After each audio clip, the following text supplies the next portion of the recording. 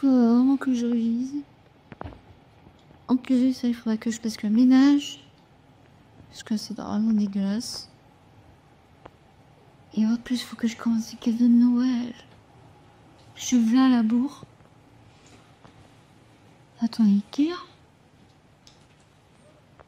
Oh, il est 18h40. Oh la flemme, je vais regarder la télé dessus. Bref, ça c'est ma copine, et tout ce qu'elle a à faire, elle le remet à demain. Elle procrastine. Mais du coup, c'est quoi la procrastination?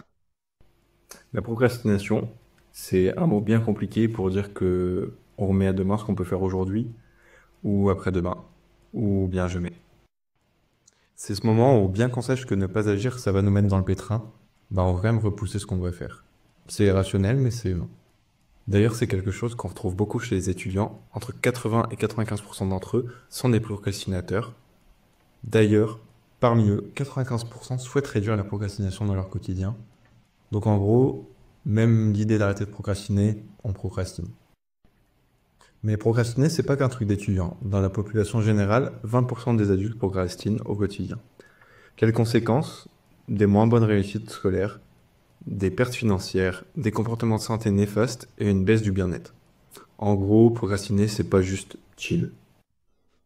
Et du coup, on peut se demander pourquoi est-ce qu'on procrastine? Il y a plusieurs facteurs à ça. Tout d'abord, les tâches en elles-mêmes. Si elles sont ennuyeuses, frustrantes ou désagréables, on a tendance à les fuir. Plus elles sont aversives, plus elles sont remises à plus tard.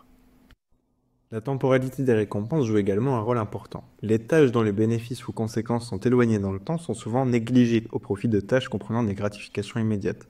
Dans sa méta-analyse de 2007, Steele décrit la procrastination comme une incapacité à gérer des objectifs à long terme en raison de biais cognitifs comme la préférence pour les récompenses immédiates. Mais ce n'est pas tout. Certaines différences interindividuelles jouent un rôle. Des traits de personnalité comme le perfectionnisme, l'impulsivité, un haut trait d'anxiété, une faible estime de soi ou une tendance à ruminer sont fortement liés à la procrastination. Par ailleurs, la procrastination diminue légèrement avec l'âge, bien que le taux général de procrastination ait tendance à augmenter avec les années. Bon, du coup, je vous spoil, mais procrastiner, ça peut mener à une spirale infernale.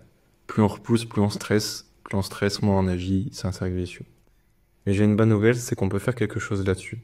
La TCC, c'est particulièrement efficace sur la procrastination, et il y a plusieurs astuces qui permettent de venir casser le cercle vicieux.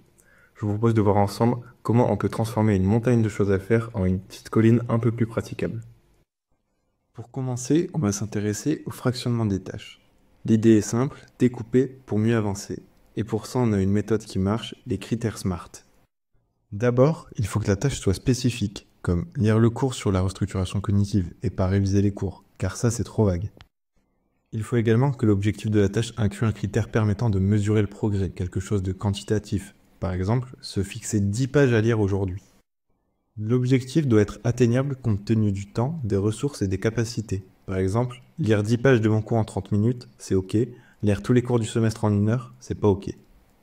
La tâche doit être pertinente, c'est-à-dire en lien avec vos priorités ou vos objectifs globaux. Par exemple, lire un chapitre sur lequel vous allez être évalué la semaine prochaine. Enfin, il faut également attribuer une plage horaire fixe à l'activité, comme lire le chapitre de 17h30 à 18h. Avec cette méthode, chaque petit succès devient une victoire motivante.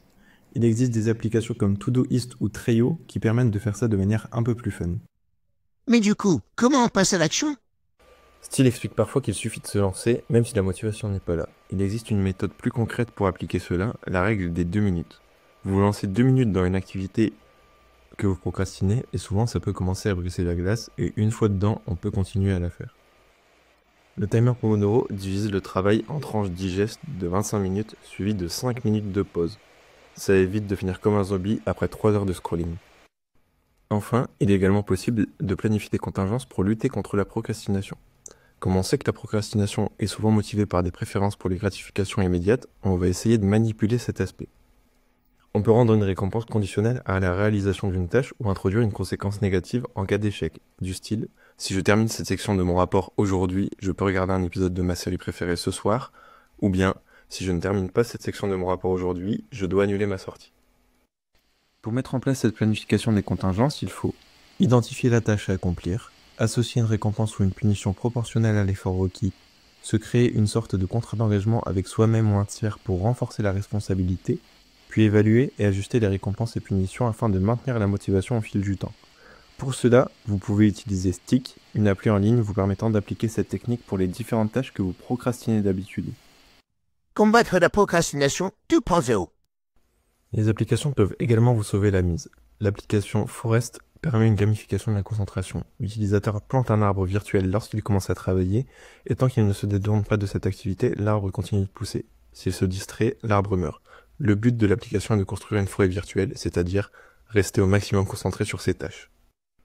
En conclusion, avec le fractionnement des tâches, des techniques bien pensées et des outils qui rendent ça presque fun, on peut transformer une montagne de stress en des petites étapes un peu plus jouables. Du coup, est-ce que vous êtes prêt à arrêter de procrastiner même pour 2 minutes ?